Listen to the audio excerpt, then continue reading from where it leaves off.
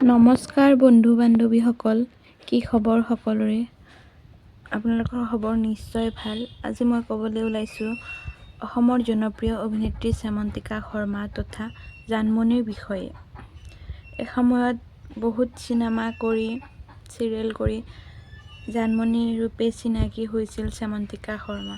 আমাৰ সকলোৰে প্ৰিয় অভিনেত্ৰী শ্যামন্তিকা শৰ্মা বিবাহত আবদ্ধ হৈছিল। এয়া তেওঁৰ প্ৰথমা স্বামী।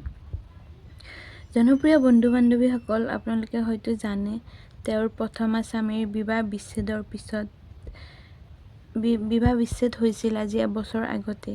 এতিয়া তেওঁ আকৌ দ্বিতীয়বাৰৰ বাবে বিবাহত আবদ্ধ হৈছে প্ৰয়াত চিনেমা পৰিচালক মুনীন বৰুৱাৰ পুত্ৰ মানস বৰুৱাৰ সৈতে। এই খবৰটো পাই আমি বহুত আনন্দ হৈছোঁ। এই খবৰ শ্যামন্তিকা শৰ্মাৰ অনুৰাগীৰ মাজত আনন্দৰ ৰেঙনি জগাই তুলিছে।